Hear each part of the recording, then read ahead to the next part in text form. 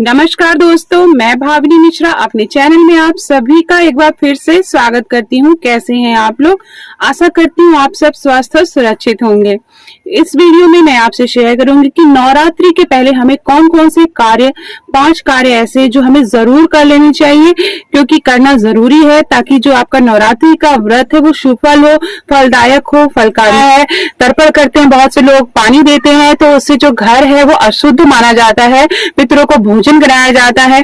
तो सारी चीजें जो पूजा के बर्तन है और जो घर का मंदिर है, और एक तरह से घर अशुद्ध माना जाता है। तो जो सबसे पहला कार्य हमें करना है, घर को शुद्ध करना है। तो घर की साफ सफाई अच्छे से कर लीजिए। घर के सभी कमरे में गंगा जल का छिड़काव कर लीजिए, मंदिर में गंगा जल का छिड़काव कर लीजिए। तो इस तरह से पूरे घर की अगर आप साफ सफाई नवरात्रि से पहले कर लेते हैं, नवरात्रि के सुबह सुबह जो पहले दिन है सुबह सुबह कर लेते हैं, तो बहुत ही अच्छा होगा।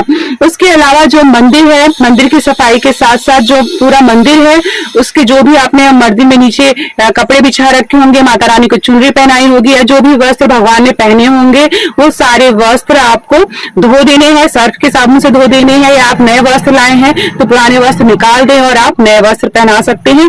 उसके अलावा घर में जो भी मूर्तियां हैं उसको अच्छी तरह से साफ कर लीजिए। जो फोटो है उन्हें अच्छी तरह से पानी से आप साफ कर लीजिए, या फिर आप गंगा जल से आप उसे साफ कर लीजिए। तो इस तरह से पूरे घर की साफ सफाई, घर का दरवाजा या चौखट है, जहाँ पे घर का गेट है, वहां पे भी अच्छी तरह साफ सफाई कर लेनी है सुबह सुबह नवरात्रि के दिन, या आप 25 तारीख की शाम को भी कर सकते हैं।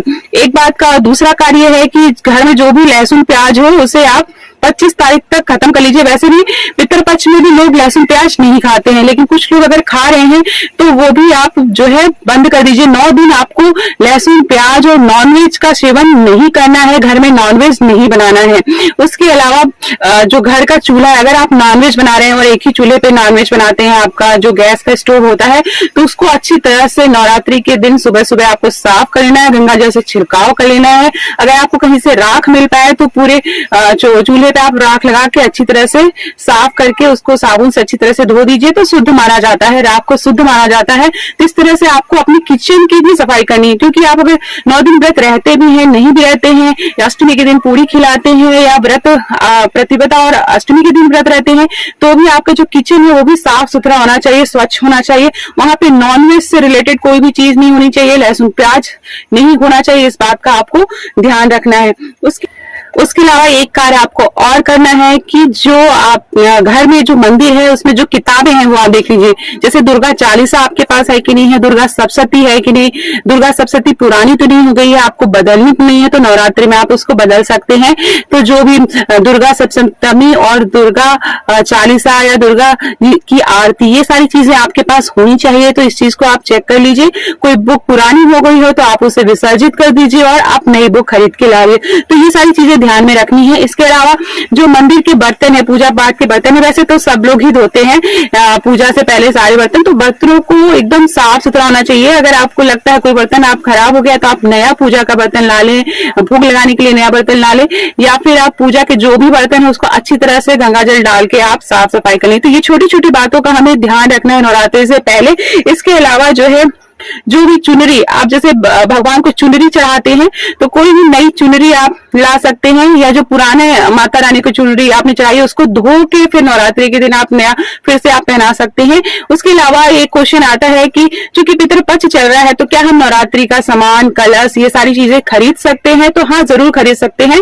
पितृपक्ष में कोई भी शुभ काम का मतलब ये होता है कोई भी जैसे अपने लिए कोई भी नई चीज नहीं खरीदनी है, अपने लिए नए कपड़े, नया गाड़ी, नया वाहन, इस टाइप से कुछ नहीं खरीदना रहता है, लेकिन पूजा से रिलेटेड आप चीजें खरीद सकते हैं। आप 25 तारीख की शाम को जब अमावस्या की आप पितरपक्ष का जो फाइनल आप तर्पण कर दें, उसके बाद आप घर की साफ सफाई करके आप पूजा का सामान ला के रख सकते हैं। जो भी सारा पूजा का सामान है उसको आप ला के रख सकते हैं घर में। तो ये छोटे छोटे कार्य हैं जो आपको ध्यान में देने हैं। इस मुहूर्त में आप घट स्थापना कर सकते हैं। इसका मैंने वीडियो बनाया है, उसकी लिंक मैं डिस्क्रिप्शन बॉक्स में डाल दूंगी, आप मेरे चैनल पे जाके ले सकते हैं। तो इन छोटी छोटी बातों का हमें नवरात्रि से पहले ध्यान रखना है। पितरपक्ष को अशुद्ध महीना माना जाता है, तो जब भी नवरात्रि शुरू होती है घर की साफ सफाई, मंदिर की साफ सफाई और आपके रसोई घर की साफ सफाई, आपके चूल्हे की साफ सफाई का विशेष ध्यान देना है।